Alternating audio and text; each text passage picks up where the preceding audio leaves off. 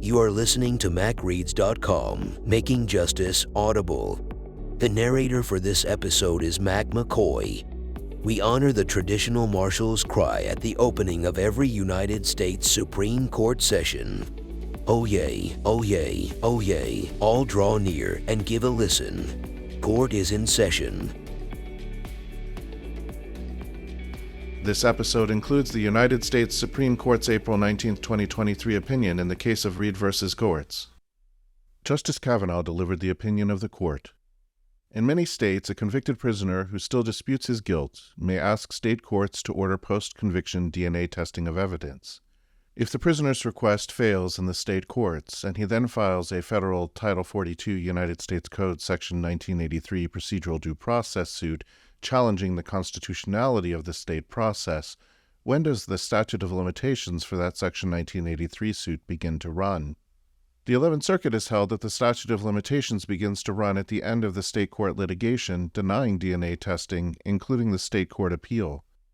In this case, by contrast, the 5th Circuit held that the statute of limitations begins to run when the state trial court denied DNA testing, notwithstanding a subsequent state court appeal.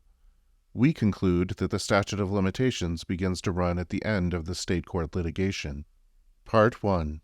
In 1996, Stacy Stites was strangled to death in Bastrop County, Texas. The state charged Rodney Reed with murdering Stites. At trial, Reed claimed that he was innocent and that Stites' fiancée or another acquaintance had committed the murder. A jury rejected that defense theory and found Reed guilty. Reed was sentenced to death. The Texas Court of Criminal Appeals affirmed the conviction and death sentence. Reed's state and federal habeas petitions were unsuccessful. Then, in 2014, Reed filed a motion in state court under Texas's post-conviction DNA testing law. Reed requested DNA testing on more than 40 pieces of evidence, including the belt used to strangle Stites. Reed contended that DNA testing would help identify the true perpetrator. The state prosecutor, Respondent Brian Goertz, agreed to test several pieces of evidence, but otherwise opposed the motion and refused to test most of the evidence. The state trial court denied Reed's motion. The court reasoned in part that 1. Many items Reed sought to test, including the belt, were not preserved through an adequate chain of custody, and 2. Reed did not demonstrate that he would have been acquitted if the DNA results were exculpatory. On appeal, the Texas Court of Criminal Appeals affirmed the trial court and later denied Reed's motion for rehearing. Reed next sued in federal court under Title 42 United States Code, Section 1983, asserting that Texas's post-conviction DNA testing law failed to provide procedural due process. Among other things, Reed argued that the law's stringent chain of custody requirement was unconstitutional and in effect foreclosed DNA testing for individuals convicted before rules governing the state's handling and storage of evidence were put in place. The U.S. District Court for the Western District of Texas dismissed Reed's complaint. The U.S. Court of Appeals for the 5th Circuit affirmed on the ground that Reed's Section 1983 suit was filed too late after the applicable 2-year statute of limitations had run. The 5th Circuit ruled that the statute of limitations began to run when the Texas trial court denied Reed's motion, which occurred more than 2 years before Reed filed his Section 1983 suit in federal court, not when the Texas Court of Criminal Appeals denied rehearing. Because the federal courts of appeals disagree about when the statute of limitations begins to run for a Section 1983 suit regarding a state's post-conviction DNA testing procedures, we granted certiorari. Part 2. Texas raises 3 threshold arguments.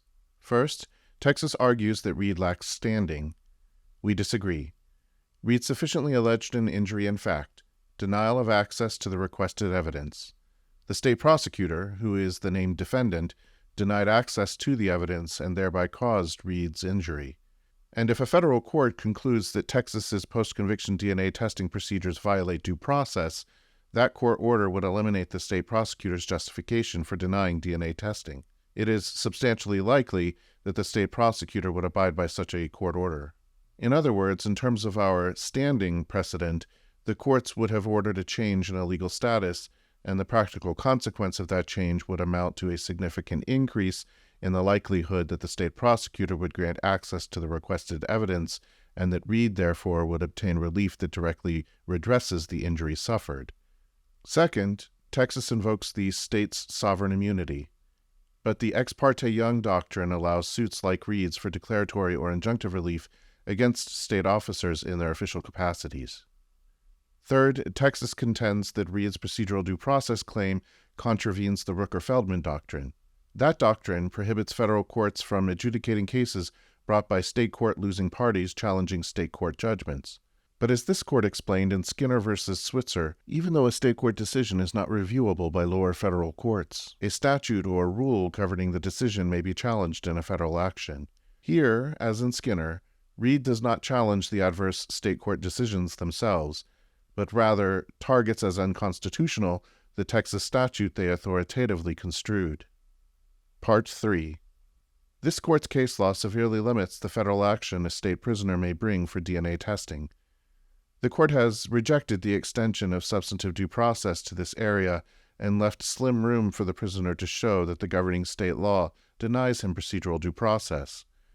Seeking to fit his Section 1983 suit within the slim room left by this court's precedent, Reed raised a procedural due process challenge to Texas's post-conviction DNA testing law. The sole question now before this court is whether Reed's Section 1983 suit was timely. The parties agree that the statute of limitations for Reed's claim is 2 years, but the parties disagree about when that 2-year limitations period began to run. That question is one of federal law. As a general matter, the statute of limitations begins to run when the plaintiff has a complete and present cause of action. To determine when a plaintiff has a complete and present cause of action, the court focuses first on the specific constitutional right alleged to have been infringed. Here, the specific constitutional right allegedly infringed is procedural due process. A procedural due process claim consists of 2 elements. 1. Deprivation by state action of a protected interest in life, liberty, or property, and 2. Inadequate state process. Importantly, the court has stated that a procedural due process claim is not complete when the deprivation occurs. Rather, the claim is complete only when the state fails to provide due process. Reed contends that the state's process for considering his DNA testing request was fundamentally unfair in violation of the Due Process Clause. Texas's process for considering a request for DNA testing in capital cases includes not only trial court proceedings, but also appellate review by the Court of Criminal Appeals. And under long-standing Texas rules of appellate procedure, the Court of Criminal Appeals' appellate review process encompasses a motion for rehearing. In Reed's case, the state's alleged failure to provide Reed with a fundamentally fair process was complete when the state litigation ended and deprived Reed of his asserted liberty interest in DNA testing. Therefore, Reed's Section 1983 claim was complete, and the statute of limitations began to run when the state litigation ended, when the Texas Court of Criminal Appeals denied Reed's motion for rehearing. The soundness of that straightforward conclusion is reinforced by the consequences that would follow from a contrary approach. If the statute of limitations for a Section 1983 suit like Reed's began to run after a state trial court's denial of a plaintiff's motion for DNA testing, or even after the appeal before the plaintiff's rehearing proceedings, the plaintiff would likely continue to pursue relief in the state system and simultaneously file a protective federal Section 1983 suit challenging that ongoing state process. That parallel litigation would run counter to core principles of federalism, comity, consistency, and judicial economy. We see no good reason for such senseless duplication. Moreover, significant systemic benefits ensue from starting the statute of limitations clock when the state litigation in DNA testing cases like Reed's is concluded. If any due process flaws lurk in the DNA testing law, the state appellate process may cure those flaws, thereby rendering a federal Section 1983 suit unnecessary. And if the state appellate court construes the DNA testing statute, that construction will streamline and focus subsequent Section 1983 proceedings. In sum, when a prisoner pursues state post-conviction DNA testing through the state-provided litigation process, the statute of limitations for a Section 1983 procedural due process claim begins to run when the state litigation ends. In Reed's case, the statute of limitations began to run when the Texas Court of Criminal Appeals denied Reed's motion for rehearing. Reed's Section 1983 claim was timely. We reverse the judgment of the U.S. Court of Appeals for the Fifth Circuit. It is so ordered. Justice Thomas dissenting. The Texas Court of Criminal Appeals, CCA, affirmed the denial of petitioner Rodney Reed's state law motion for post-conviction DNA testing. Reed petitioned this court for certiorari, arguing that the CCA's interpretation and application of the relevant state law violated his federal due process rights. After we denied his petition, Reed repackaged it as a complaint in federal district court, naming respondent, the Bastrop County District Attorney, as a placeholder defendant. Like his earlier certiorari petition, Reed's complaint assails the CCA's state law reasoning as inconsistent with due process, and it seeks a declaration that the CCA's interpretation and application of state law was unconstitutional. Reed's action should be dismissed for lack of subject matter jurisdiction. Federal district courts lack appellate jurisdiction to review state court judgments, and Reed's action presents no original Article III case or controversy between him and the district attorney. Because the court erroneously holds that the district court had jurisdiction over Reed's action, I respectfully dissent. Part 1A. On April 23, 1996, 19-year-old Stacy Stites failed to report for her 3:30 a.m. shift at the H-E-B grocery store in Bastrop, Texas. The truck Stites drove to work was found abandoned in the Bastrop High School parking lot a couple of hours later. That afternoon, a passerby discovered Stites' body in a ditch by a county road, her clothing disturbed in a manner suggesting sexual violence. Medical examiners determined that Stites had been strangled to death with her own belt, which was found in two pieces, one near the truck, the other near Stites' body. There was semen on Stites' vagina and rectum and saliva on her breasts. The police concluded that Stites had been raped and murdered. Despite a wide-ranging investigation, the police were initially unable to find a DNA match for the bodily fluids recovered from Stites' corpse. Then, about 6 months after Stites' death, Reed was arrested for kidnapping and attempting to rape and murder another young woman near the route Stites typically took to work and around the same time of night when Stites had gone missing. Reed lived near the high school and was often seen walking the surrounding area at night. Intrigued, the police checked Reed's DNA profile, which Texas had on file from an earlier sexual assault case against him. A series of tests established a conclusive one-in-the-world population match between Reed and the fluids recovered from Stites' corpse. When first questioned, Reed insisted that he did not know Stites at all, unaware that the police had DNA evidence disproving that claim. By the time of his trial, he had changed his story.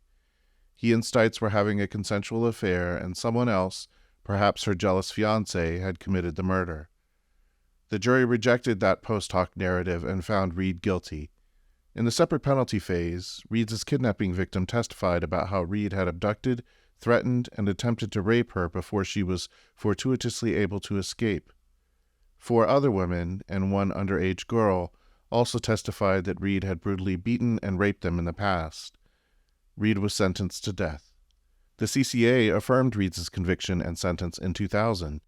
In the 23 years since, he has kept up a constant stream of post-conviction filings asserting his innocence. Every few years, Reed's lawyers have produced a new theory and a new purportedly exculpatory affidavit. With the patience of Job, the Texas courts have duly considered them all. On one such occasion, the CCA noted the complete lack of a cohesive theory of innocence across Reed's unending series of attempts to relitigate his guilt. Part 1B. In Texas, a convict has 2 distinct avenues to obtain post-conviction DNA testing of evidence, one executive and discretionary, the other judicial and legal. As for the first, the convict can attempt to reach an agreement with the district attorney, who has broad discretion to order or allow DNA testing. In the case of the second, the convict can file a motion under Texas Code of Criminal Procedure annotated Articles 64.01 through 64.05, which requires the convicting court to order testing if the movement establishes certain requirements. In 2014, on the same day that the trial court held a hearing to set Reed's execution date, Reed filed a Chapter 64 motion for DNA testing of a large number of items. The district attorney consented to test some of the items outside of the Chapter 64 framework, but he otherwise opposed Reed's request. The trial court denied the motion, finding that Reed had not established 2 necessary elements for Chapter 64 testing. 1, that he would not have been convicted if exculpatory results had been obtained through DNA testing, and 2, that his Chapter 64 motion was not made to unreasonably delay the execution of sentence or administration of justice. Reed appealed, and the CCA remanded for the trial court to address the other elements of the Chapter 64 rubric. After making supplemental findings, the trial court again denied Reed's motion, and Reed again appealed. In April 2017, the CCA issued an opinion affirming the trial court. First, the CCA held that the record supported the trial court's finding that many of the items had not been subject to a chain of custody sufficient to establish that they had not been substituted, tampered with, replaced, or altered in any material respect. Second, it held that Reed had not shown a reasonable likelihood that many of the items contained biological material suitable for DNA testing. Third, addressing only the items that survived the previous 2 holdings, the CCA held that Reed had not established that exculpatory results from DNA testing of those items would have prevented his conviction. Finally, the CCA held that Reed had failed to establish that his Chapter 64 motion was not made for purposes of delay. The CCA noted that Chapter 64 had existed with only slight variations for over 13 years at the time Reed filed his motion, and that Reed's motion was suspiciously filed on the same day the judge heard the state's motion to set an execution date. Reed moved for rehearing, arguing that the CCA had misapplied the Chapter 64 elements and asserting, in broad terms, that those errors violated his due process rights. The CCA denied rehearing by summary order in October 2017. Reed then timely petitioned this court for a writ of certiorari to review the CCA's judgment. His petition contended that the CCA's judgment violated his due process rights because it was based on arbitrary and fundamentally unfair interpretations of Chapter 64's chain of custody and unreasonable delay elements. We denied certiorari. Part C. In August 2019, Reed sued the district attorney under Revised Statute Section 1979, Title 42 United States Code Section 1983, in the U.S. District Court for the Western District of Texas. As relevant here, Reed's complaint alleges that he successfully proved each of the statutory requirements of Chapter 64 in the state court proceedings, but that the CCA's adoption of non-statutory criteria to preclude Reed from testing key trial evidence to prove his innocence violated fundamental notions of fairness and denied him due process of law. Reed proceeds to allege several ways in which the CCA's interpretation and application of Chapter 64 violated fundamental fairness, with particular focus on the CCA's allegedly arbitrary constructions of the chain of custody, unreasonable delay, and exculpatory results elements. For relief, Reed seeks a declaration that Chapter 64, as interpreted, construed, and applied by the Texas courts to deny his motion for DNA testing, violates his rights under the Constitution. The district attorney moved to dismiss Reed's complaint for lack of subject matter jurisdiction and for failure to state a claim. The district court held that it had jurisdiction, but dismissed Reed's complaint on the merits, concluding that Reed had alleged only that he disagreed with the state court's construction of Texas law, and that none of the issues in the complaint rose to the level of a procedural due process violation. The Fifth Circuit affirmed on the alternative ground that Reed's claim was untimely. Applying Texas's 2-year statute of limitations for personal injury claims, it reasoned that Reed's due process claim accrued when the trial court first denied his Chapter 64 motion, rendering his complaint several years too late. Part 2. Two intertwined principles of federal jurisdiction, Article 3 standing and the Rooker-Feldman doctrine, mandate a finding that the district court lacked jurisdiction over this action. The majority gives short shrift to these principles, and its holding that Reed's claim was timely serves only to underscore its antecedent jurisdictional errors. Part 2A. The Constitution limits the federal court's jurisdiction to cases and controversies, constraining judicial power to the determination of real, earnest, and vital controversies between contending litigants. An essential and unchanging part of this case or controversy requirement is the doctrine of Article 3 standing. Under that doctrine, any party requesting relief from a federal court must assert an injury that is concrete, particularized, and actual or imminent, and he must show that his injury is both fairly traceable to the challenged action and redressable by a favorable ruling. Absent that showing, the court has no jurisdiction and thus no power to adjudicate the case. Jurisdiction, moreover, comes in two types, original and appellate, and the application of the Article 3 standing elements is interwoven with that constitutionally grounded distinction. In an original case or controversy, the plaintiff traces his injury to the defendant's allegedly unlawful conduct, and, correspondingly, seeks a remedy that runs against the defendant and determines that defendant's duties or liabilities, e.g. a judgment for money damages or an injunction. On the other hand, the criterion which distinguishes appellate from original jurisdiction is that it revises and corrects the decisions of another tribunal. As such, a case or controversy is appellate in nature when the relief-seeking party's injury is traceable to the allegedly erroneous action of another court and requires a remedy correcting that judicial action, e.g. reversal or vacator of the challenged judgment. Thus, whenever a party seeks relief from a federal court, the elements that bring his claim within Article 3 in the first place, the nature and source of his injury, and the remedy needed to redress it, also dictate whether his claim invokes original or appellate jurisdiction. The conceptual distinction between original and appellate jurisdiction also animates the Rooker-Feldman doctrine, which, despite its name, is not so much a doctrine as a basic fact of federal statutory law. This court has discretionary appellate jurisdiction to review certain state court judgments by certiorari, but no other federal court has appellate jurisdiction over state court judgments, and in particular the jurisdiction possessed by the district courts is strictly original. Thus, if the losing party in a state judicial proceeding claims that the state judgment itself violates his federal rights, a claim that calls for an exercise of appellate jurisdiction, his only remedy in the federal system is certiorari in this court. He may not seek what in substance would be appellate review of the state judgment under the guise of an original action in federal district court. Yet that is precisely what Reed has done here. While his complaint purports to bring an original action against the district attorney, in reality, it seeks appellate review to redress an alleged injury inflicted by the CCA's adverse decision in his particular case. The gravamen of Reed's claim, made clear again and again throughout his complaint, is that the CCA violated his due process rights through its reasoning in his case.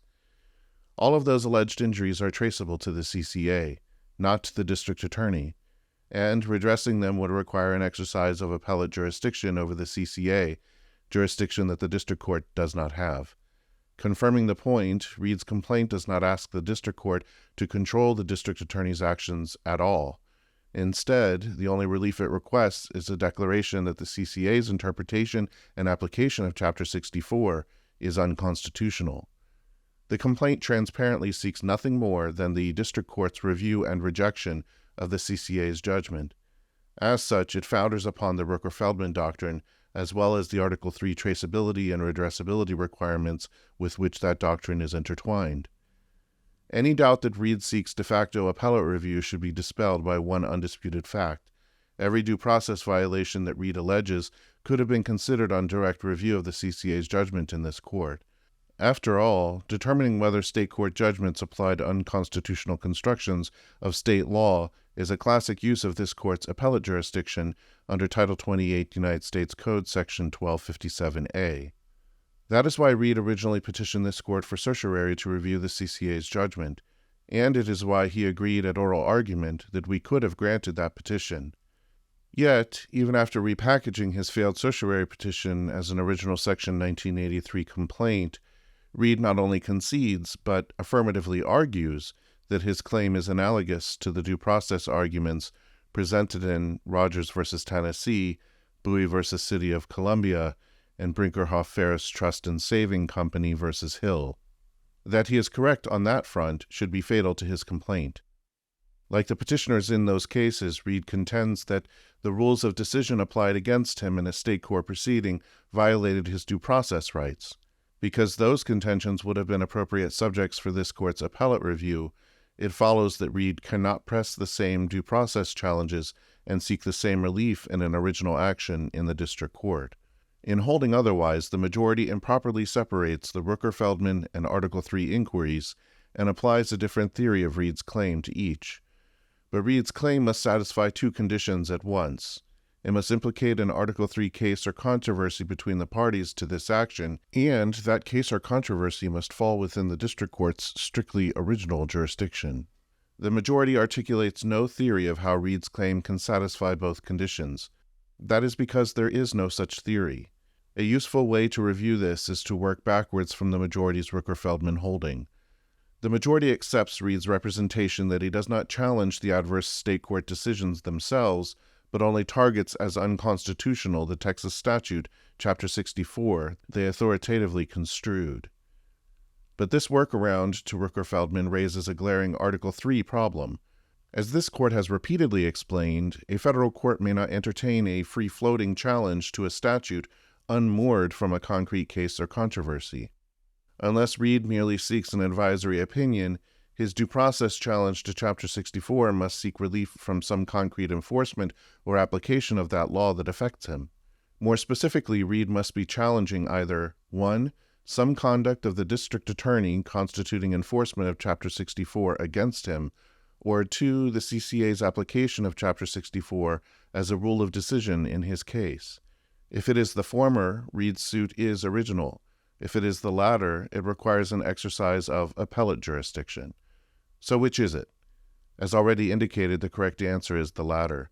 Fundamentally, Reed's complaint, like his certiorari petition before it, contests how the Texas courts interpreted, construed, and applied Chapter 64 to deny his motion for DNA testing, which is why the only relief he requests is an abstract declaration that the CCA's interpretation and application of Chapter 64 is unconstitutional.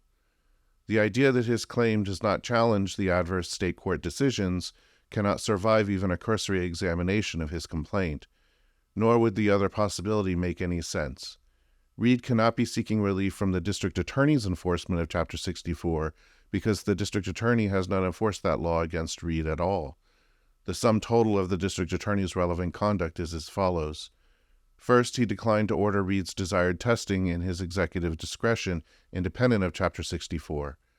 Next, when Reed asked the Texas courts to grant testing under Chapter 64, the district attorney opposed his motion. Finally, after Reed's motion proved unsuccessful, the district attorney continued to decline to order Reed's desired testing. To say that this conduct amounts to enforcing Chapter 64 makes as much sense as saying that a party to a discovery dispute who defeats a motion to compel, in effect, enforces the Federal Rules of Civil Procedure by continuing not to turn over the demanded documents. Again, any due process injury that Chapter 64 has caused Reed is traceable to the CCA's judicial application of that law in his case, not to any executive acts or omissions of the district attorney. The majority permits Reed to evade that problem by framing his Article 3 injury as the mere lack of access to his desired evidence, independent of any alleged due process denial. But if framing Reed's injury that way helps with traceability, it only worsens his redressability problem. Suppose that the district court accepted Reed's due process arguments and issued his requested relief, an abstract declaration that the interpretation of Chapter 64 that the CCA applied in his case is unconstitutional. How exactly would that redress Reed's injury of not having the evidence tested? The CCA's Chapter 64 judgment would remain untouched. Reed would have obtained an opinion disapproving its reasoning, but without any appellate revision and correction to disturb its finality. Nor would a declaration that the CCA's construction of Chapter 64 was unconstitutional imply anything about the district attorney's duties or liabilities. The majority asserts that such a declaration would cause a significant increase in the likelihood that the district attorney would grant Reed's desired testing.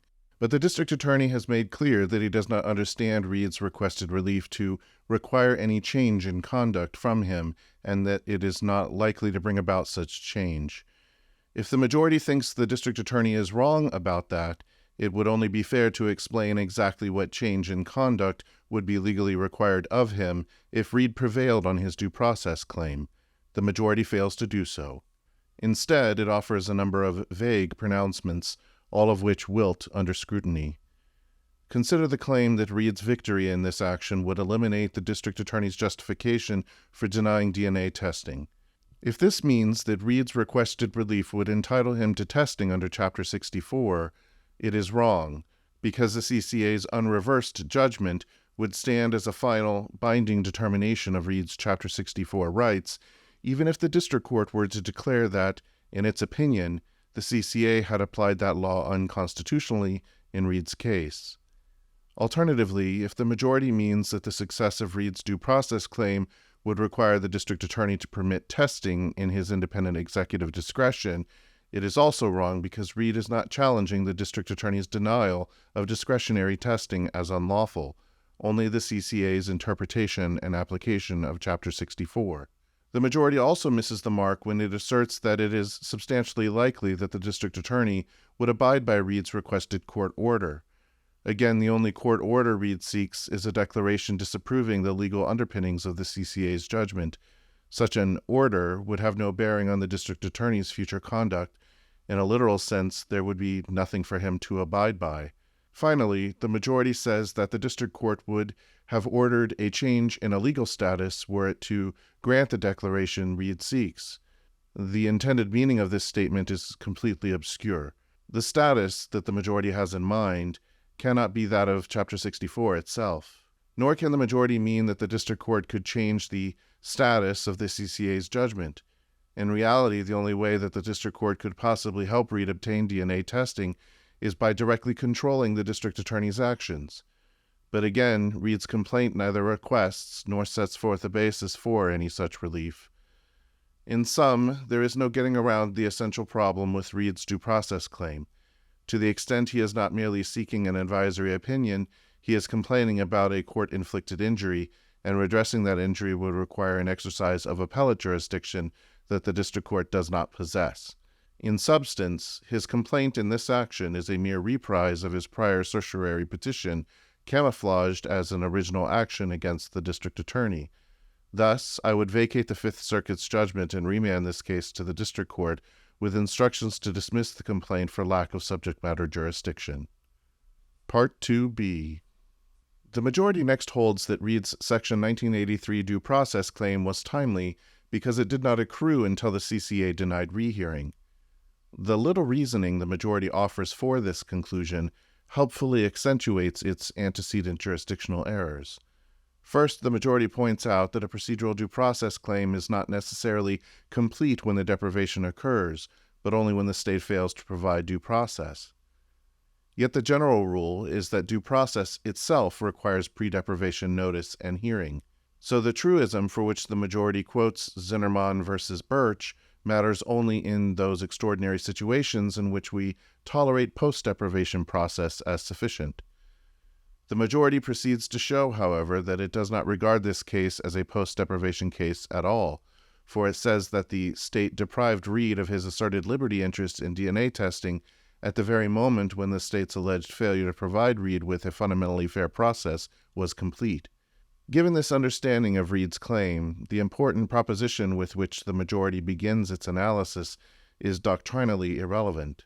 After that red herring, the majority engages in an obvious equivocation, conflating the Chapter 64 process that Reed challenges as fundamentally unfair with the Texas court's generally applicable decisional procedures. But of course, those procedures are not what Reed challenges. Instead, and again, exactly like the arguments in his prior certiorari petition, his due process claim targets as unconstitutional the substantive requirements of Chapter 64 as construed. His claim plainly would be no different if the CCA did not entertain rehearing motions. Still, the majority's confused accrual reasoning is useful for the added light that it shines on Reed's jurisdictional problems. As the majority says, a procedural due process claim has two elements: 1, a deprivation, and 2, inadequate process. The majority then acknowledges that the state courts effectuated Reed's deprivation, and it treats the state court's ordinary decisional mechanics as the allegedly inadequate process. But after both elements of Reed's claim are thus laid at the feet of the state courts, what role is left for the nominal defendant here, the district attorney? What part did he play in violating Reed's procedural due process rights, and what makes him a proper defendant to Reed's Section 1983 claim? The majority has no answer. At bottom, its approval of Reed's claim is intelligible only upon the supposition that the district attorney may be sued as a mere stand-in for the state as a whole, such that Reed can urge against him the due process violations that the state allegedly committed through its courts. That is a profound mistake. True, the district attorney and the CCA are both state actors, but states act in different ways through their different entities and officers, and the nature of a challenged state action determines what federal court remedy may be available. As this court has explained, a state acts by its legislative, its executive, or its judicial authorities, and in no other way. The Due Process Clause applies to action through any of these agencies, but not every alleged due process violation may be asserted in an original Section 1983 action.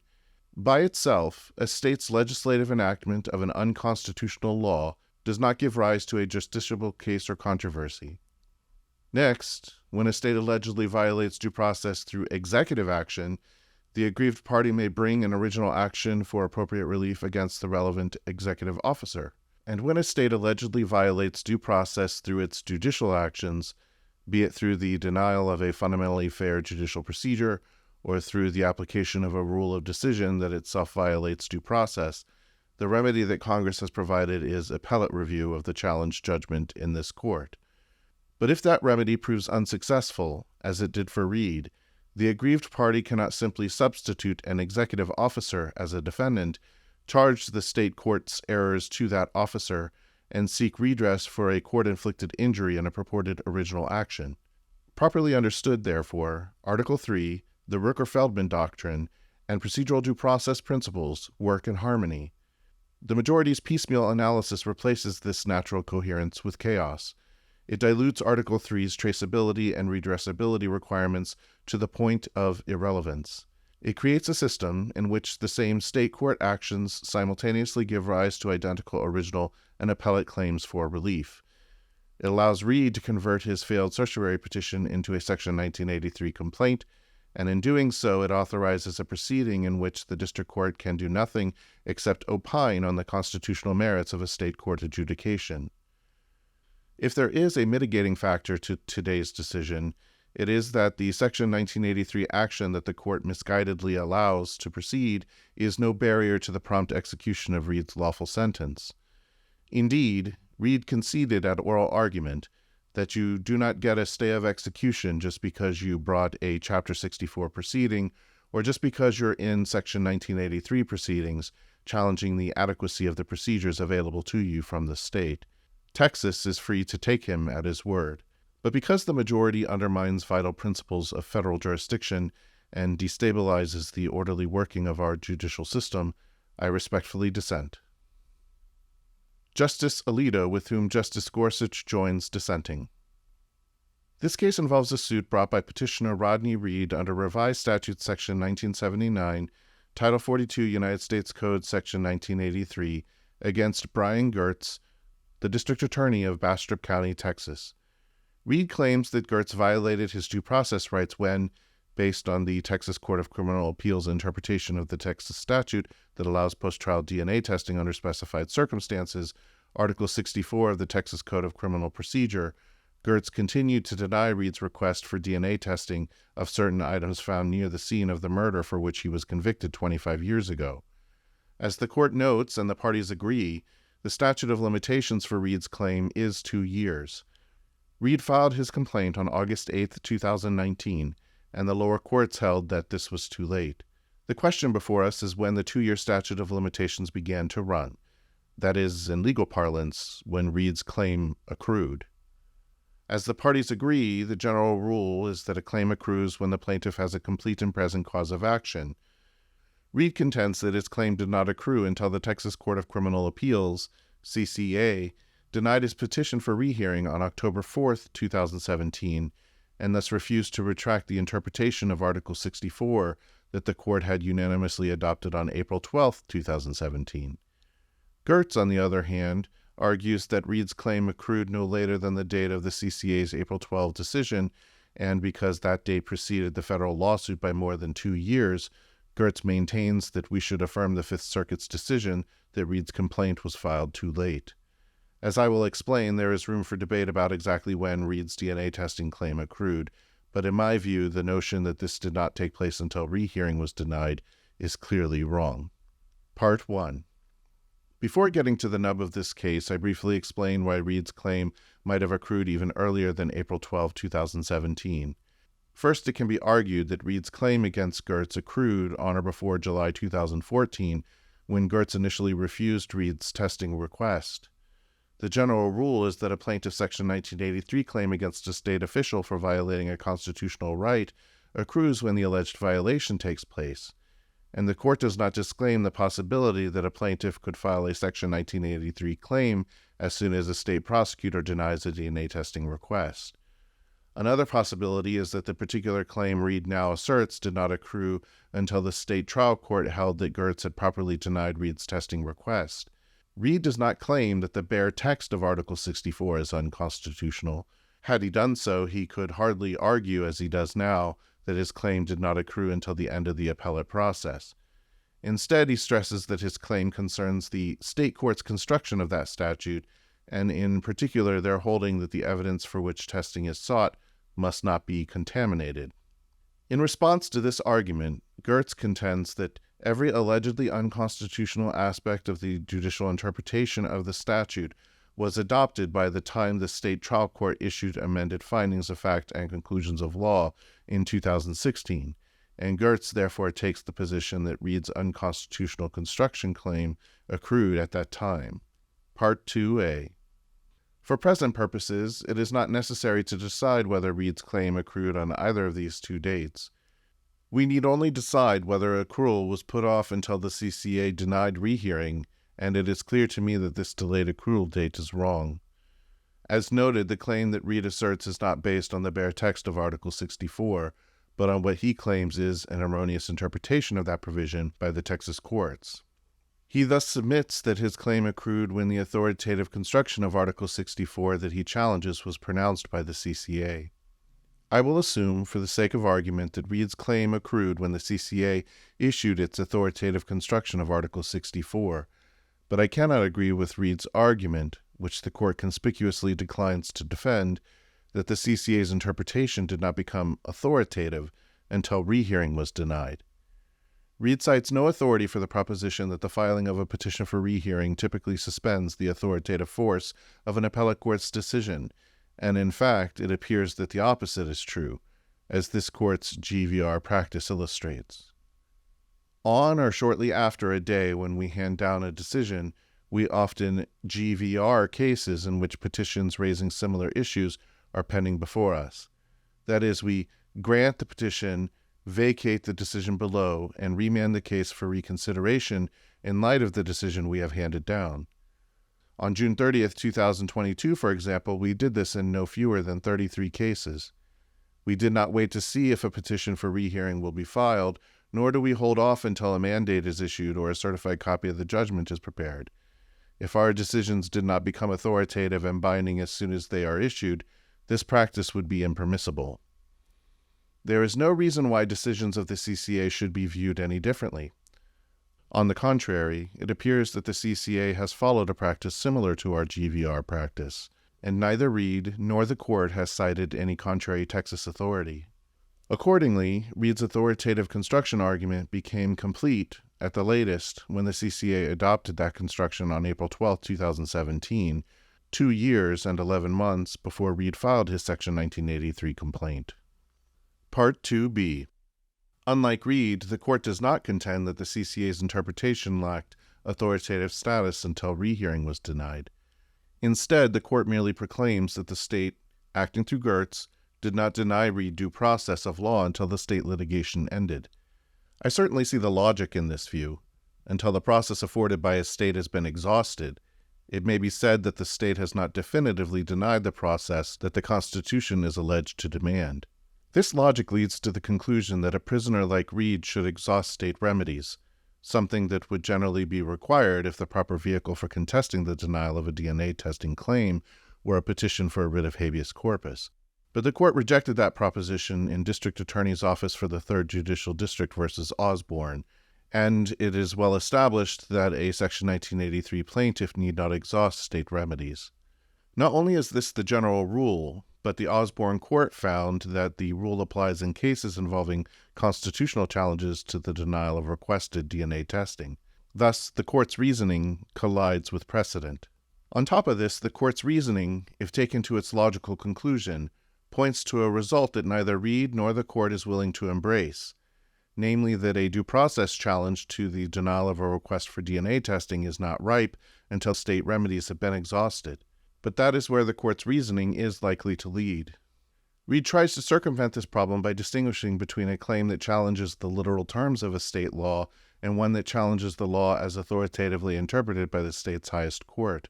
On this view, only claims of the latter type would have to proceed through the entire state court appellate process before a Section 1983 challenge could be brought. But this categorization of DNA testing claims is problematic. When a state's high court interprets a state law, it generally settles what the law always meant, and therefore it is hard to see the difference between a claim that the text of a state statute is unconstitutional and a claim that the text is unconstitutional as interpreted by the state's highest court. In the case of a state law like Article 64, which permits DNA testing under limited circumstances, the court may interpret the statute to impose requirements that are not expressly spelled out in the statutory text. That is what happened here. Or the state high court may interpret requirements in the text more leniently than a literal reading of the text would demand. In either event, the statute means what the state high court says it means, and if accrual in the first of these situations does not take place until the end of appellate review, it is hard to see why the same should not be true in the second as well. In light of these problems, it is not surprising that the court declines to say anything about whether prisoners who wish to challenge a state DNA testing law may sue as soon as their testing requests are denied.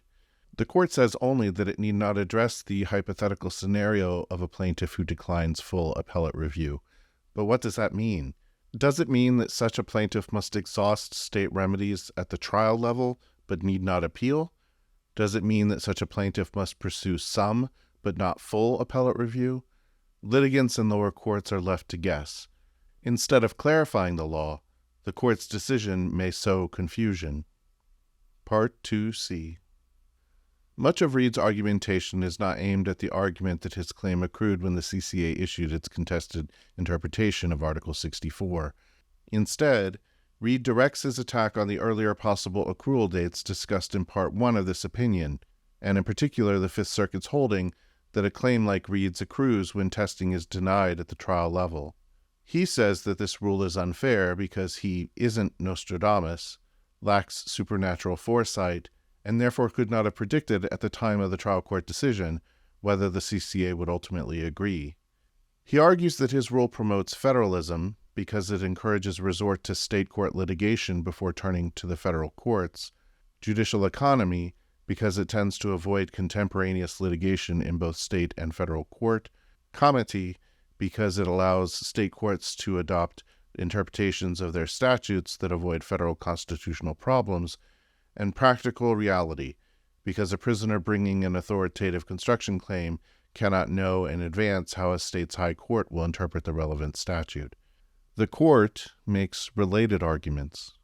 Whatever merit these arguments might have in relation to the accrual date adopted by the Fifth Circuit, they ring hollow as applied to the choice between the date when a state high court issues a decision interpreting the state testing statute and the date when that court refuses to rehear and overturn that interpretation. One need not have supernatural foresight in order to predict that rehearing is unlikely to be granted.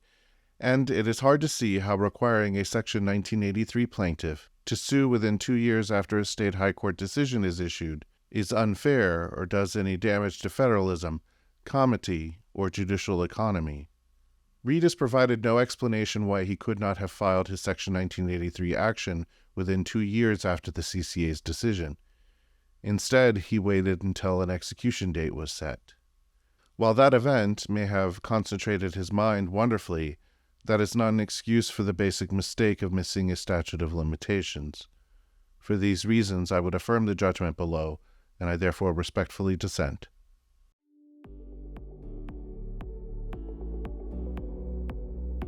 You've been listening to MACREADS.com, Making Justice Audible. The narrator for this episode was Mac McCoy. Please like, follow, subscribe, review, and share our work wherever you access your favorite podcasts. This audio recording provides general information. It is not a substitute for legal advice from a licensed legal professional. This audio was modified from the written source material to remove content not suitable for audio presentation. Please consult the written source material for these additional details. Until next time, thank you. Court is in recess.